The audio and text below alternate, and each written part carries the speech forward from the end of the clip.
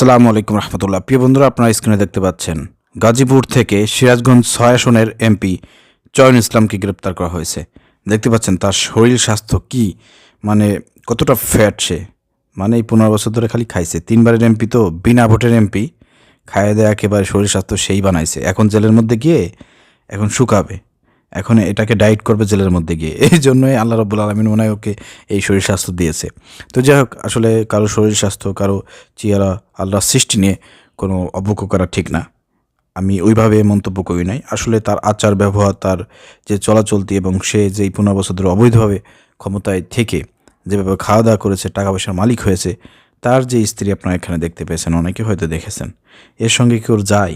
তারপরে ধরেন যে এমপি, তো বোঝেন নাই টাকা পয়সা ছিল, এই জন্য ধরেন যে বিয়ে শাদী হয়তো দেশে। যাই হোক, এখন ঘটনা হচ্ছে যে এরকমের কিন্তু চয়নের মতন এমপি বাংলাদেশে কিন্তু বিভিন্ন জায়গা আছে, বিভিন্ন বাসায় এখনও কিন্তু তারা আছে।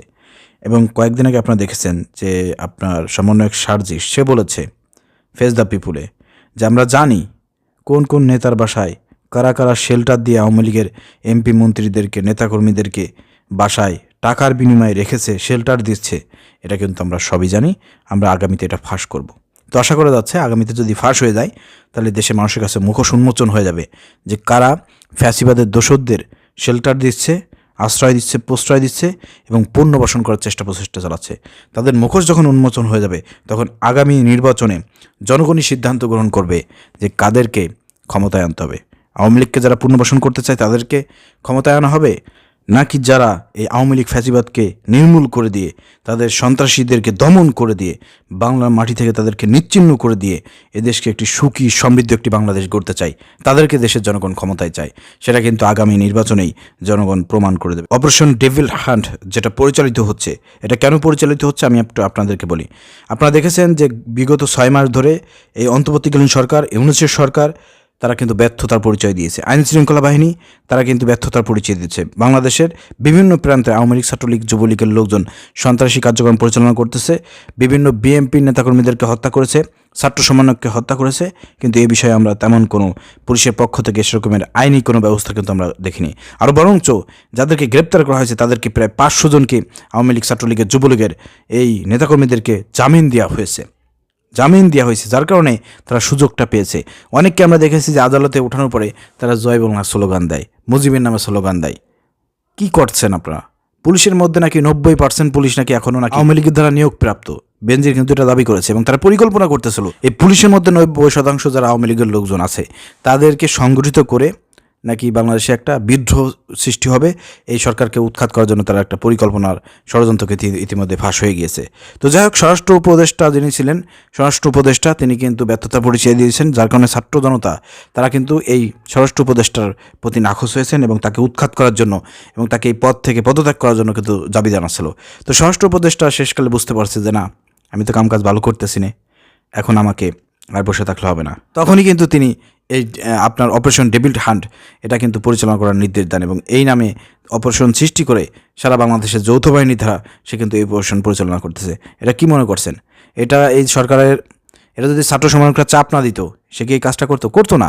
এই চাপের কারণে কিন্তু এই কাজটা করতেছে। অতএব স্বরাষ্ট্র উপদেষ্টা যে কাজটি করতেছে, এটা তার গদি বাঁচানোর জন্য করতেছে।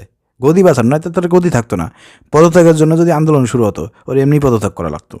তো যাই হোক প্রিয় দর্শক, যেভাবে হোক, আসলে সরকারের মাধ্যমে হোক, যে সরকারি হোক, যদি কাজ করতে হয়, কাজ করাইতে হয়, তাহলে জনগণকে চাপ প্রয়োগ করতে হবে। ছাত্র জনতাকে চাপ, যতদিন চাপ দেওয়া হবে ততদিন কাজ করবে, আর যতদিন চাপ প্রয়োগ করবে না তারা ঘুমায় থাকবে। এটাই কিন্তু বাংলাদেশের ইতিহাস যেটা বলতেছে আর কি, বাস্তবতা যেটা বলতেছে। তো প্রিয় দর্শক, আমরা চাই যে বাংলাদেশের আইন শৃঙ্খলা বাহিনী চাপ প্রয়োগ করুক আর না করুক, যেহেতু এখন ফ্যাসিবাদ মুক্ত একটি বাংলাদেশ, এই বাংলাদেশে ফ্যাসিবাদের দোষরা যে যেখানে আছে এবং ভিডিও ফুটেজ দেখে দেখে পুলিশের মধ্যে যারা অপরাধী তাদেরকে আপনারা পুলিশ থেকে বরখাস্ত করেন, এটা তো সহজ ব্যাপার। ভিডিও ফুটেজ আপনারা দেখেন যে কারা গুলি চালিয়েছে, কারা আপনার এই হত্যাকাণ্ড পরিচালনা করেছে, এদেরকে ধরে ধরে আপনারা বাদ করে দেন সুদা হিসেবে ভিডিও ফুটেজ প্রমাণ সহকারে আদালতে উপস্থাপন করে আপনারা তাদেরকে বাদ করে দেন, গ্রেপ্তার করে আইনে আওতায় শাস্তি প্রদান করেন। এবং আপনারা এই বৈষম্য বিরোধী ছাত্র আন্দোলনের মধ্যে যেসব ছাত্ররা চাকরি পাওয়ার মতন যোগ্যতা রাখে তাদেরকে আপনারা চাকরিতে ঢুকাই দেন। এগুলো করলে পারেই তো ধরেন যে আপনার সব কিছু নিয়ন্ত্রণ করা সম্ভব। এই কাজটা কেন আপনারা করতেছেন না? তো অবশ্যই পুলিশ প্রশাসনের এ বিষয়ে আপনার গুরুত্ব দেওয়া দরকার। পুলিশের যারা আছেন সেদিনকে গাজীপুরে একজন পুলিশ খুব ভালো বক্তব্য দিয়েছে যে বিগত 17 বছর ধরে ফ্যাসিবাদ আমাদের বাংলাদেশে চেপে বসেছিল। এই ফ্যাসিবাদকে উৎখাত করে ছাত্র জনতা যেভাবে ভূমিকা রেখেছে তাদেরকে ধন্যবাদ জানিয়েছে। এই ধরনের পুলিশ, ওইখানে ওই পুলিশের কথাবার্তা শুনে আমি কিন্তু খুবই মুগ্ধ হয়েছি। তো এই ধরনের পুলিশ প্রশাসনকে প্রতিটা জেলায় জেলায় এসপি হিসেবে আপনি নিয়োগ করেন। এই 64 জেলায় 64টা এসপি লাগান, দেখেন একেবারে তীরের মতন সোজা হয়ে যাবে। 90% আওয়ামী লীগের দোসররা এখনও লোকায় আছে না, 0%-এ চলে আসবে। ঠিক আছে? তো যাই হোক, আশা করি আপনারা বুঝতে পেরেছেন প্রিয় দর্শক। আমরা চাই এই ডেভিল হান্ট যেটা পরিচালনা করা হচ্ছে, অপারেশন ডেভিল হান্ট, এটা অব্যাহত থাকুক এবং শুধুমাত্র গ্রেপ্তার করলেই হবে না, এটা অব্যাহত রাখতে হবে।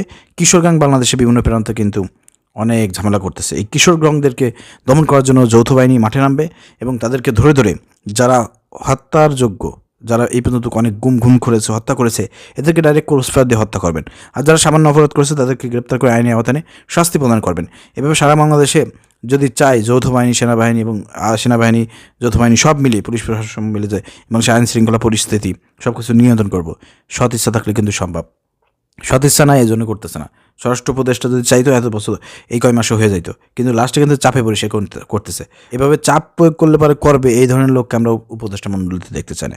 এ ধরনের স্বরাষ্ট্রমন্ত্রী কথা ঠিক মতন বলতে পারে না, বাইরে যায় এবং সে কাজও ঠিক মতন করতেছে না।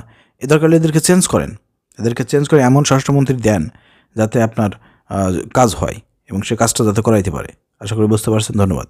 আসসালামু আলাইকুম রহমতুল্লাহ।